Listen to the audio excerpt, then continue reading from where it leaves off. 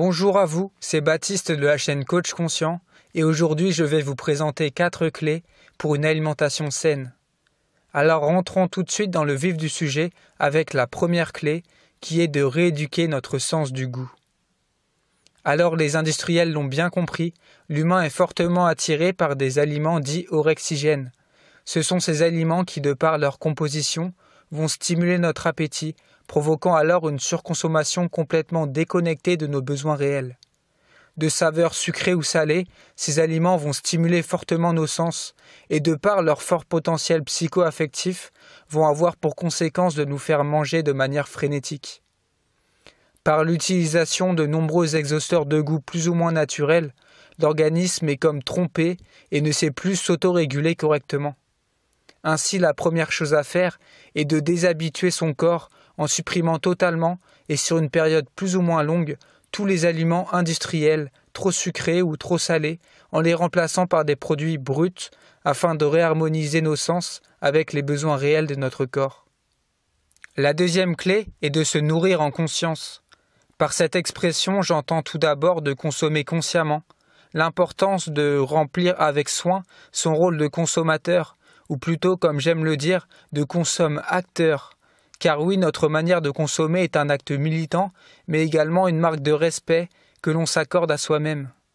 Tout achat en conscience revient à respecter sa propre authenticité et participe à nourrir notre âme tout autant que notre corps.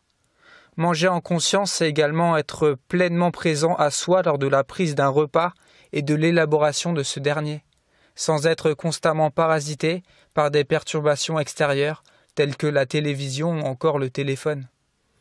Il est par ailleurs scientifiquement prouvé que de s'alimenter en conscience favorise une meilleure synthèse et une meilleure assimilation des nutriments dans notre organisme.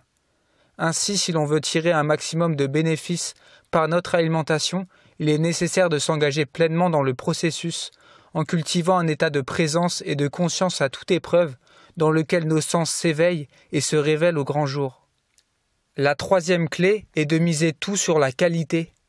Alors ça peut paraître simple dit comme ça, pourtant il n'y a qu'à observer les organismes de santé pour s'apercevoir que l'accent est rarement mis sur la qualité intrinsèque des aliments. Alors oui, 5 fruits et légumes par jour dans l'absolu c'est un bon début, seulement si ces derniers sont bourrés de pesticides et autres fongicides, vous pourrez être sûr qu'ils vous seront néfastes sur le long terme.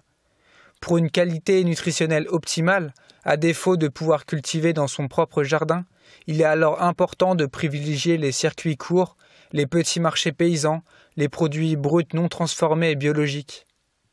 Dans un monde où les sols perdent en qualité, il est essentiel de veiller à avoir une quantité adéquate et quasi exhaustive d'aliments vivants, de fruits et de légumes crus ou peu cuits à la vapeur douce pour s'assurer un maintien de ces apports en vitamines et minéraux satisfaisants.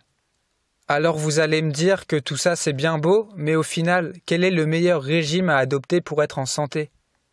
Eh bien, au risque de vous décevoir, le régime parfait n'existe pas. Et cela nous mène tout droit à la 4e et dernière clé de cet audio, qui est, je le conçois, la plus frustrante, mais aussi certainement la plus essentielle à intégrer.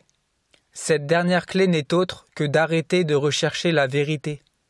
Pour de nombreux domaines, et notamment en nutrition, la quête d'une vérité absolue est illusoire. Alors sans partir dans des débats philosophiques et métaphysiques sans fin, il est facile d'observer que la vérité tout comme le mensonge sont finalement les deux faces d'une seule et même pièce, et la recherche de l'une vous mènera automatiquement à rencontrer l'autre.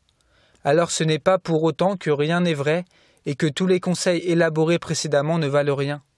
Il existe bel et bien de grandes tendances, seulement elles ne sont pas exclusives à un mode alimentaire unique. Au-delà d'un souci d'éthique qui peut pousser telle ou telle personne à modifier son alimentation, d'autres critères tels que l'état de santé ou bien encore le patrimoine génétique sont à prendre en considération dans le choix d'adopter un nouveau régime alimentaire.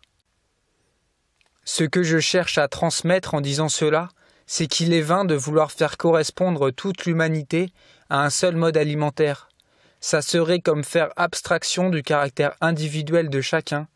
En d'autres termes, ce qui pourrait correspondre à l'un ne l'est pas nécessairement pour l'autre. Enfin, il est important de comprendre que rien n'est figé dans le temps et qu'un type d'alimentation peut nous correspondre à un moment donné dans notre vie, sans pour autant le rester indéfiniment. Pour conclure, je dirais que seule l'expérience, couplée à une réelle écoute de soi, peut nous permettre d'ajuster au mieux notre alimentation en fonction de nos besoins. Voilà, c'est tout pour cette vidéo. J'espère que mon discours aura pu contribuer à éveiller en vous de nouvelles réflexions concernant l'alimentation. Il existe encore 1001 choses à dire sur ce sujet et je compte bien réaliser d'autres audios pour tenter de mettre en lumière de nouvelles zones d'ombre. Merci de m'avoir écouté et sur ce, restez conscients. N'hésitez pas à partager et à vous abonner à la chaîne Coach Conscient. Vous pouvez également retrouver ma précédente vidéo qui s'affiche actuellement en bas de votre écran.